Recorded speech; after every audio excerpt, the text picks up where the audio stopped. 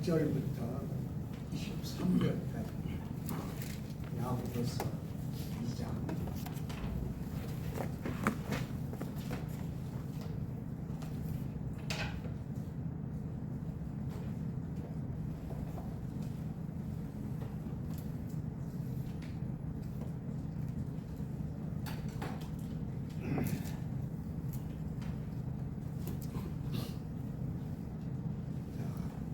함께 공부하시겠습니다. 네, 형제들아, 영광의 주 곧 우리 주 예수 그리스도에 대한 믿음을 너희가 가졌으니 사람을 차별하여 대하지 말라.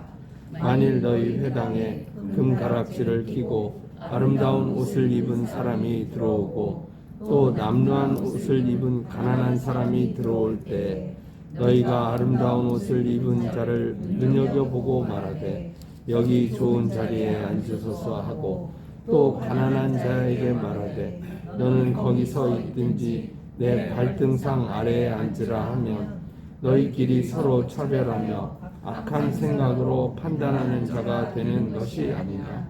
내 사랑하는 형제들아, 들으시라. 하나님이 세상에서 가난한 자를 택하사 믿음에 부유하게 하시고 또 자기를 사랑하는 자들에게 약속하신 나라를 상속으로 받게 하지 아니하셨느냐. 너희는 도리어 가난한 자를 업신 여겼도다. 부자는 너희를 억압하며 법정으로 끌고 가지 아니하느냐. 그들은 너희에게 대하여 일컫는 바 그 아름다운 이름을 비방하지 아니하느냐. 너희가 만일 성경에 기록된 대로 내 이웃 사랑하기를 내 몸과 같이 하라 하신 최고의 법을 지키면 잘하는 것이거니와 만일 너희가 사람을 차별하여 대하며 죄를 짓지 율법이 너희를 범법자로 정죄하리라. 누구든지 온 율법을 지키다가 그 하나를 범하면 모두 범한 자가 되나니 간음하지 말라 하시니가 또한 살인하지 말라 하셨은즉 내가 비록 간음하지 아니하여도 살인하면 율법을 범한 자가 되느니라. 너희는 자유의 율법대로 심판받을 자처럼 말도 하고 행하기도 하라. 행하지 아니하는 자에게는 긍휼은 심판이 있으리라. 긍휼은 심판을 이기고 자랑하느니라. 아멘.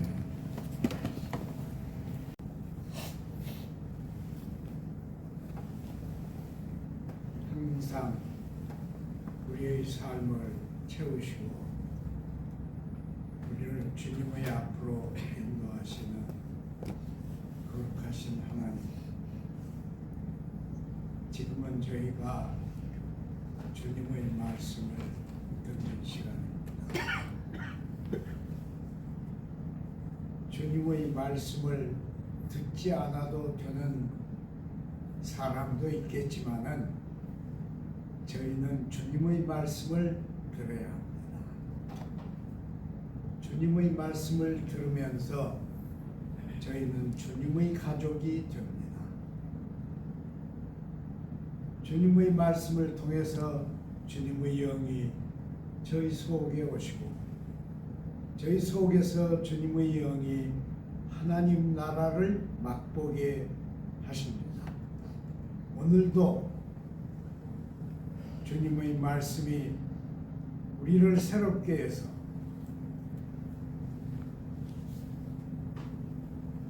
하늘로부터 뻗어온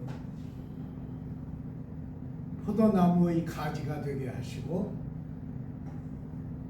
생생한 가지의 삶을 이루게 함께하여 주옵소서. 예수님 이름으로 기도드리나이다. 아멘. 제가 이렇게 늙으니까요 꿈이 많아져요. 생각하는 꿈이 아니고요 진짜 꿈꾸는 거예요. 하루는 제가 늘 목회하던 그 교회 설교하러 갔는데요,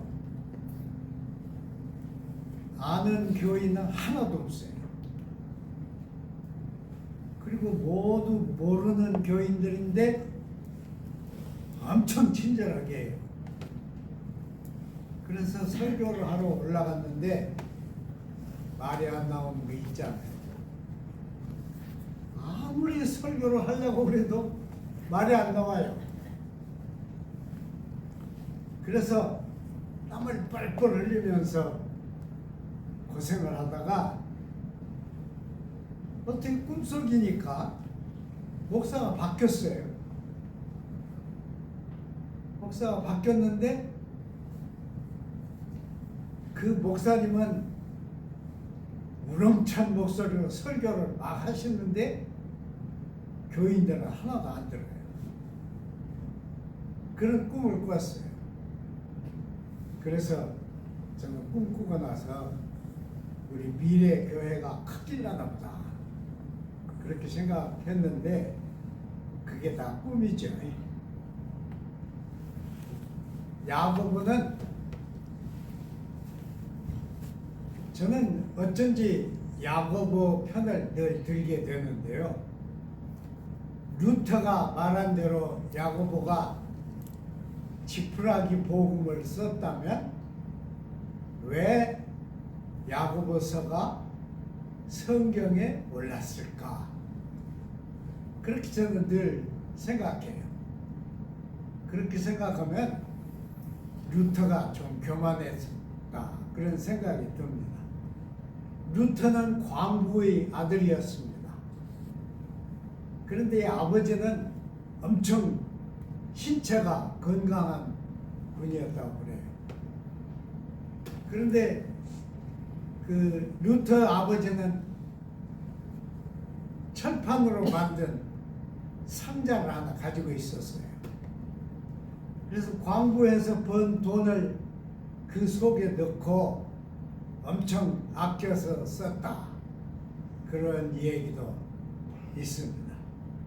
루터는 뭐 자유스러운 사람이니까 자기 의견을 말했지만은 그러나 루터 말 때문에 야고보서는 순환을 많이 겪었습니다. 저는 그렇게 안 생각해요. 루터 생각하고는 좀 다릅니다. 우선 야고보는 여러분 여기 성경에 성전이라고 그랬어요.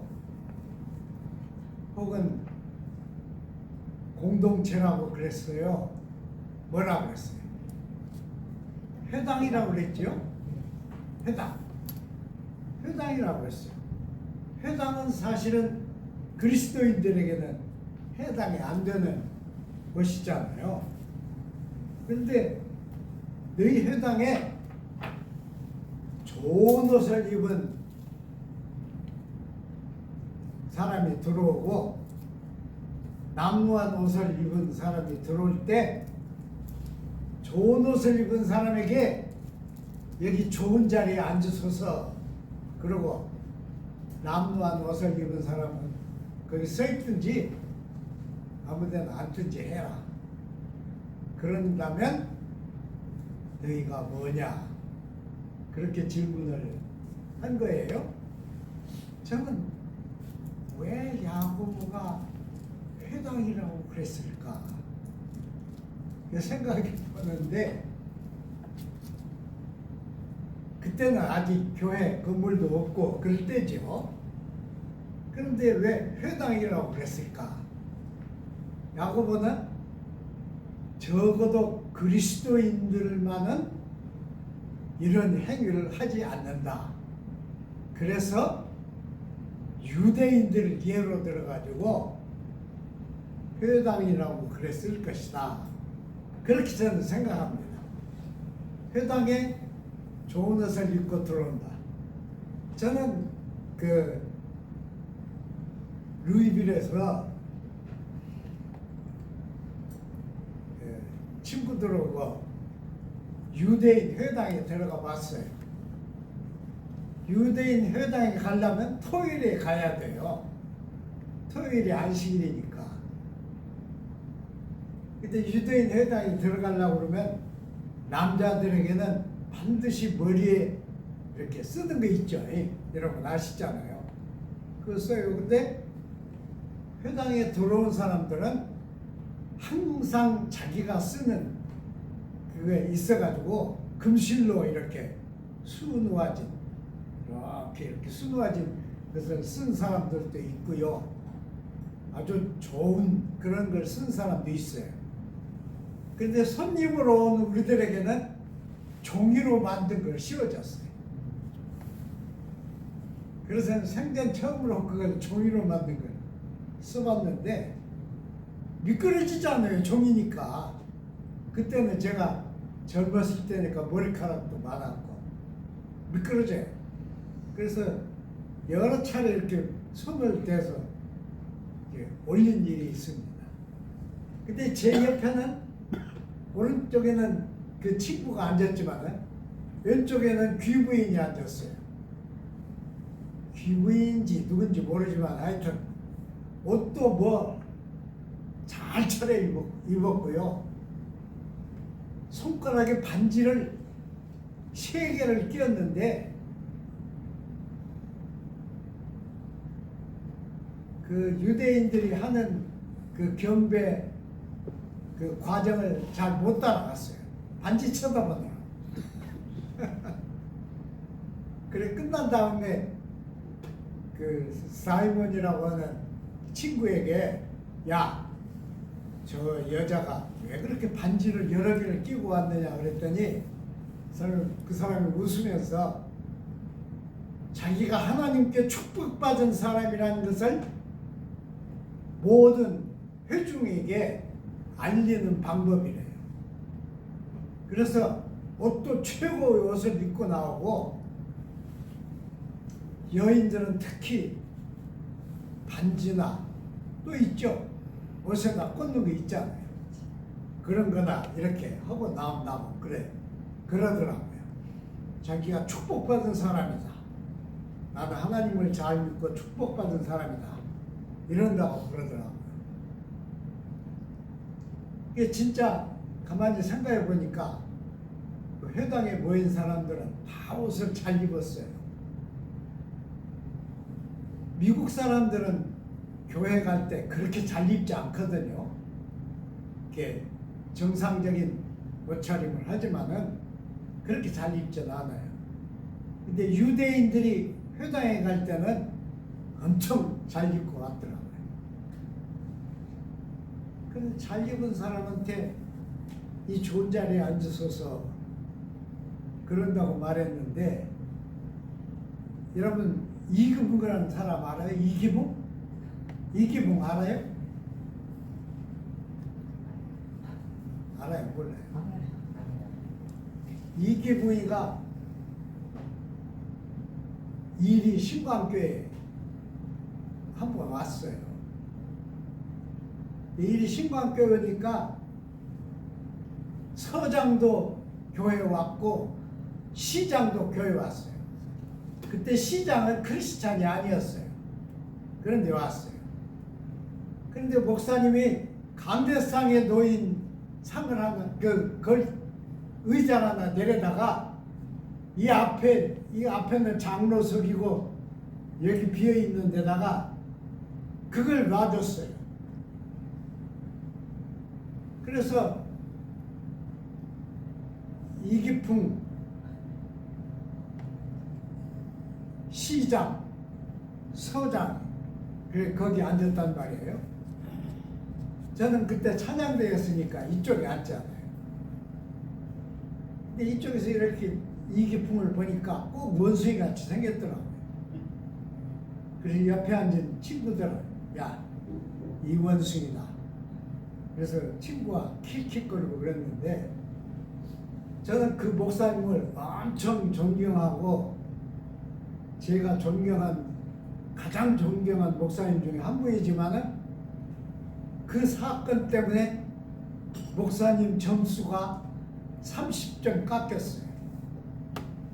그 다음부터는 목사님이 엄청 권력에 아부하는 사람이구나 그런 걸 느꼈죠. 그렇게 하면 안 되잖아요. 강대상 의자는 누가 앉아요? 애들이 누우면 가서 앉아요? 여러분? 못 앉잖아요. 그때는 여자분들은 강기 단상에 올라가지도 못했어요. 그럴 때였어요. 그런데 그 의자를 갖다가 이 원숭이에게 대접하고 여기 앉으셔서 그랬으니 그 되겠어요. 그건 그 목사님이 이제 그 목사님 돌아가셨지만은 그 목사님이 제 앞에서 한 실수 중에 가장 큰 실수였어요. 잘못한 거예요.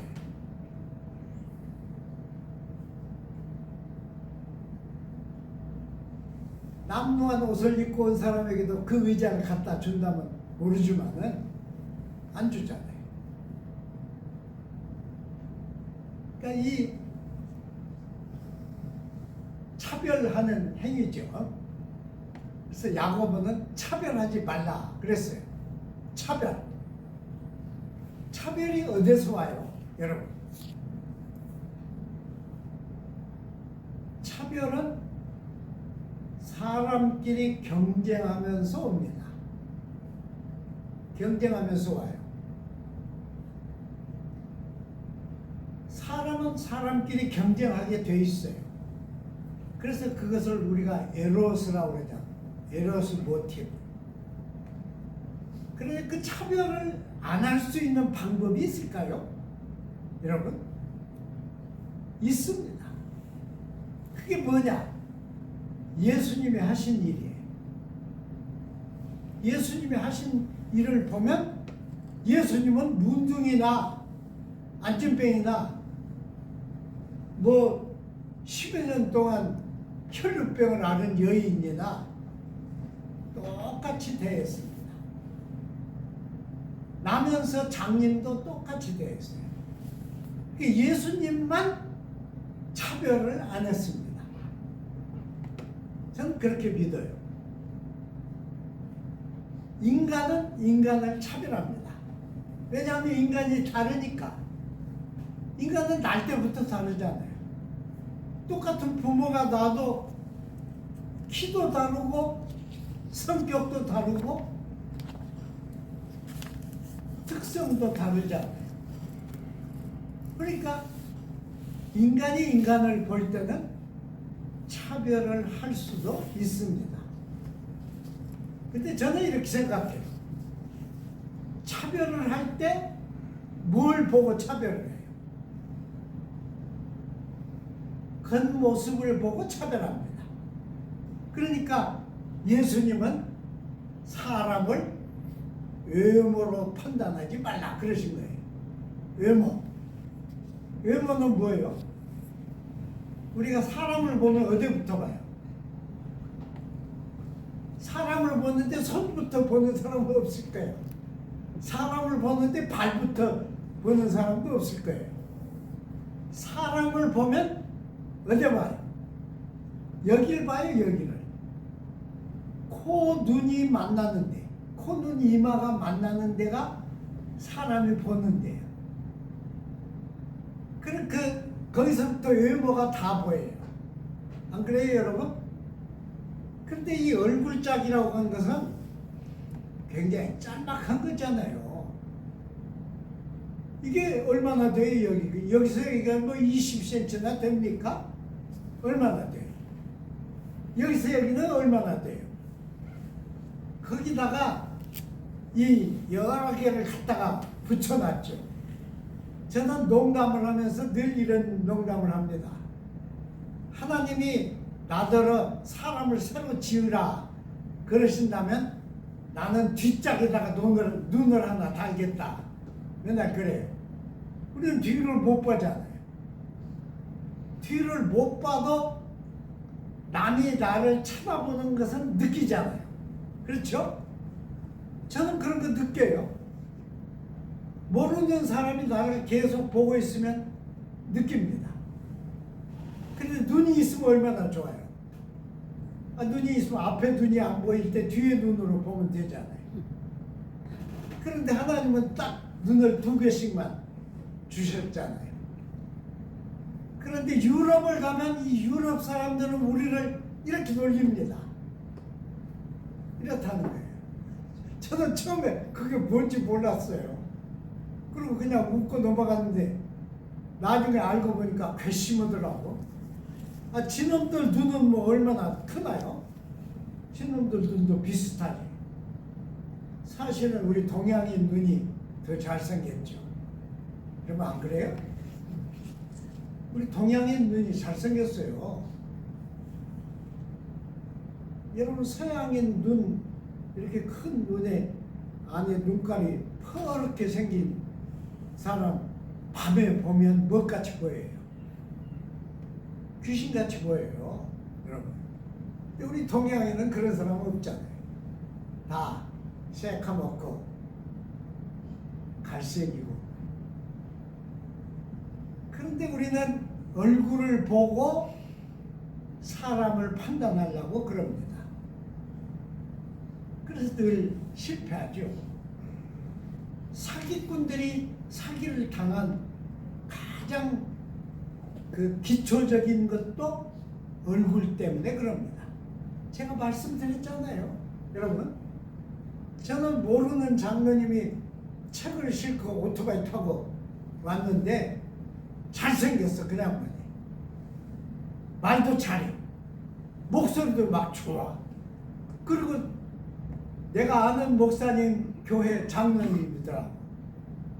그래서 그냥 덜컹 그 책을 샀는데, 아이고, 한꺼번에 돈 주고 사는 것보다 배나 돈을 더 많이 줬어요. 예, 장로님들은 사기꾼이라고 보면 안 되지만 그렇게 당한 일이 있어요. 왜 우리는 사람을 보고 외모를 보고 왜 속습니까? 그건 이런 거 있어요. 나는 영리하다. 나는 다른 사람들보다 똑똑하다. 그래서 얼굴만 보고도 그 사람 안에 있는 마음과 머리통 속에 들어있는 뇌의 움직임을 다 알 수 있다고 생각하니까 속는 거예요. 모르죠, 사실은 우리가. 그런데도 우리는 외모를 보고 사람을 차별을 합니다. 차별을 않는 방법, 그것은 모든 사람이 하나님의 형상으로 지어진 피조물이다.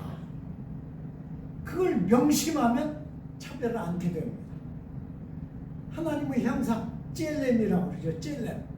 그것은 눈에 안 보이는 모습입니다. 우리의 눈에 안 보이는 모습이에요. 여러분, 우리 눈도 사람을 속입니다. 여러분, 칸트가 태어나서 일생 동안 케니스버그를 벗어난 일이 없다고 그러잖아요.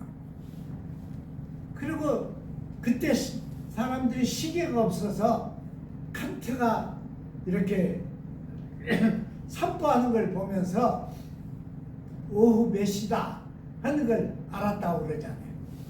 근데 하루는 칸트가 길을 가는데 길을 뱀이 막고 있어요. 그것도 상당히 큰 뱀이 쭉 길을 막고 있는 거예요. 그래서 그 글을 쓴 사람이 그렇게 썼는지 진짜로 칸트가 그런지 모르지만은 칸트가 말했어요. 물러라. 그래 꼼짝하네. 야 이놈아, 내가 세상 모든 사람이 인정하는 철학자다. 물러가라. 그래도 안 움직여. 그래서 부해가 났어요. 철학자도 화를 내는가 봐. 그래서 한참 동안 그러다가 돌아서 갔어. 돌아서 산보를 갔어. 그리고 산보를 다 오고 돌아올 때는 이놈 뱀이 갔나 그러고 보니까 또 있어. 응? 뱀이면 지금까지 있을 리가 없는데. 그리고 살금살금 가까이 가서 보니까 새끼 토막이야. 새끼 토막을 보고 이 유명한 칸트가 뱀이라고 호통을 치고 비키라고 그랬던 거예요. 우리 눈은 그래요. 우리 눈은 자기가 보고 싶은 대로 보는 거예요. 그래서 남자들이 자기 마누라를 볼 때 뭐가 끼었다고 그래요? 여러분, 뭐가 끼는 거예요? 보고 싶은 대로 봐. 그렇게 항상 마누라가 친절하니까 그냥 보고 싶은 대로 보는 거예요. 그러나 그렇게 판단하지 마라. 이게 야고보의 얘기입니다. 그럼 가난이란 것이 어째서 생겼느냐? 이 잠언 저자는 가난의 원인을 세 가지로 들었어요. 하나는 뭐예요? 게으름.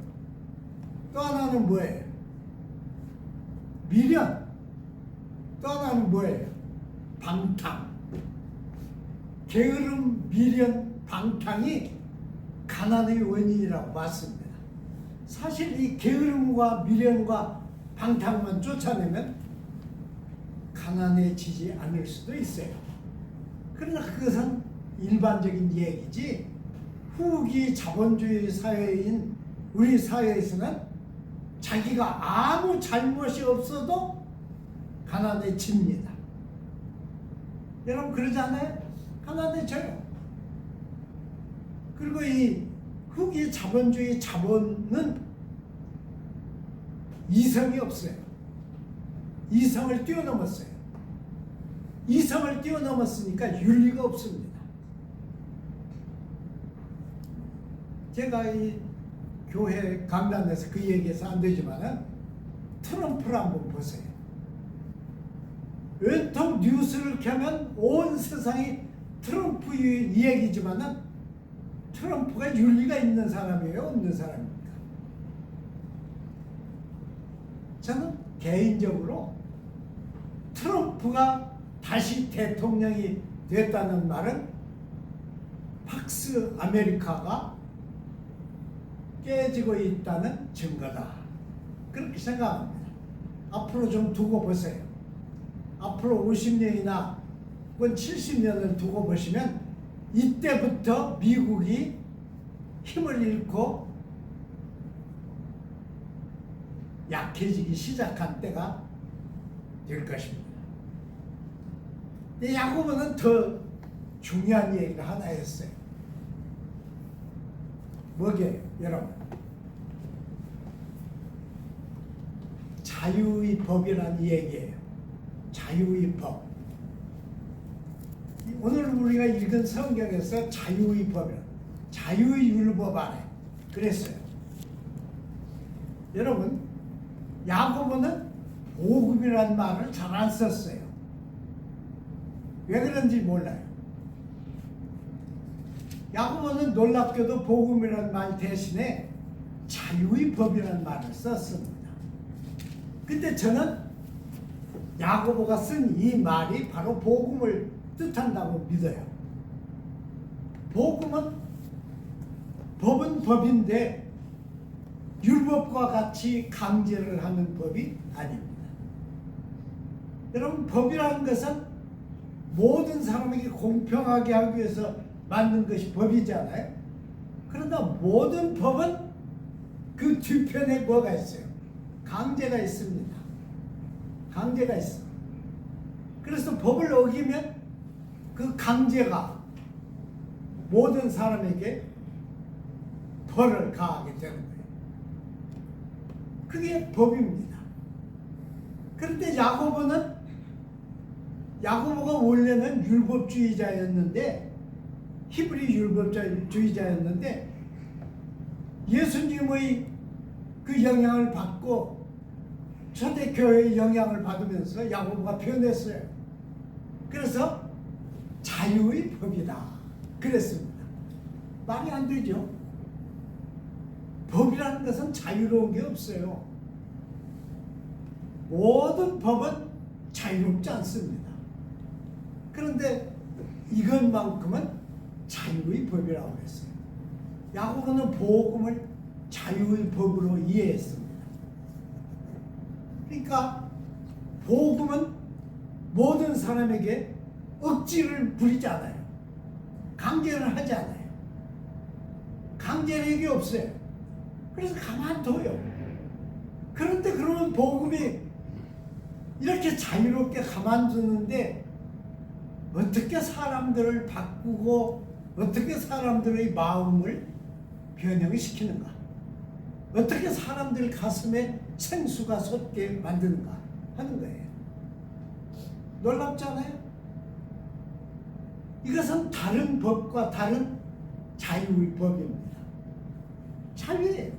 모든 사람에게 자유입니다. 진정한 자유는 복음 안에만 있습니다. 그럼 왜 그러느냐? 이것은 예수님이 주신 힘이에요. 예수님이 주신 힘. 그것은 우리 각자에게 자기 자신에게서 자진하는 자발적인 그게 생겨나게 하는 거예요. 자발성이 생기게 해요. 자발성이 생기게 하고 이 자발성의 열정을 솟아나게 만드는 것이 자유의 법입니다. 그러니까 예수님 말씀을 늘 자기 생활 속에서 잘 소화를 시킨 사람은 절대 사람을 차별대우하지 않습니다. 아무리 얼굴이 험상궂을지라도 그 배후에 어떤 마음이 있을까? 혹은 그 사람이 나면서부터 가진 마음이 제대로 안 되어 있다면 신앙을 가진 후에 어떤 마음의 변화가 있을까를 생각하게 만드는 것이 자유의 법입니다. 놀랍잖아요, 여러분. 우리는 모두 이 자유의 법을 가진 사람들이에요. 그러니까 누구도 사실은 교회에서 누구도 강제로 안 씁니다. 교회가 강제를 하는 것은 잘못이에요. 교회가 막 특별 새벽기도 해가지고 그냥 이 기간 동안에는 모든 그 뭐라 그래요? 권사님, 안수 집사님, 장로님 뭐라고 부르죠? 항존직. 항존직. 교회가 그러잖아요. 모든 항존직은 새벽기도 다 나오나 막 그렇게 시키잖아요. 그런 거 없어요. 그건 예수님 정신을 벗어난 거예요. 물론 교인을 훈련시키기 위해서 그렇게 하겠지만은 그건 아니에요. 또 헌금도 막 억지로 내도록 하는 게 그것도 아니에요. 그것도 사실은 복음적이지 않습니다. 그러니까 모든 신앙 속에는 자유의 법이 자유롭게 우리를 신자를 만들고 새 사람을 만들고 생수가 솟아나게 하고 자진해서 일을 하게 만드는 거예요. 그걸 우리가 생각해야 합니다.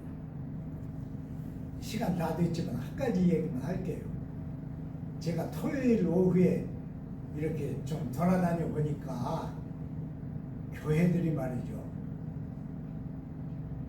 물론 이렇게 무슨 조를 만들어서 매월 첫 주는 어느 조, 매월 둘째 주는 어느 조 그렇게 하기 때문에 와서 그런지는 모르지만은 토요일 오후에 교회들 보면 자동차가 막 쫙 있어요. 뭐 하는 사람이에요? 청소하는 사람이에요, 여러분. 교회 청소하러 와요. 근데 그 사람들은 일도 않고 아무것도 안 하는 사람들이야. 그러지 않아요. 왜 청소를 하러 오는 거예요? 그게 자유로운 마음에서 열정이 생기는 거예요. 내가 신자인데, 내가 이렇게 오래 신앙생활을 신자인데, 그래서 그 열정, 말하자면 생수가 나. 그 생수에 밀려서 오는 거라고 저는 생각해요. 제가 너무 지나치게 넘겨 짚어보는지 모르지만 이게 자유의 법입니다. 우리는 모두 자유의 법 아래 있는 사람들이에요.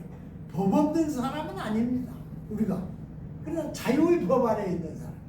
자유의 법 아래에서 열정을 지니고 주님을 사랑하는 사람들이에요. 기도하겠습니다. 거룩하신 하나님, 오늘도 저희에게 건강을 주셔서 주님의 전에서 함께 예배드리게 하심을 감사드립니다. 이 예배가 그저 형식적으로 드리는 예배가 되지 않게 주님이 함께하여 주셔서 우리 마음에 항상 주님을 사랑하는 마음, 주님을 섬기는 마음, 주님과 함께하고 싶은 마음, 주님의 일에 동참하고 싶은 마음이 불일하게 함께하여 주옵소서. 우리 교회, 주님이 사랑하시는 교회 되어서 이 교회를 출입하는 모든 사람이 자유의 법 아래 성숙한 신자들 되게 인도하여 주옵소서. 예수님 이름으로 기도드립니다. 아멘.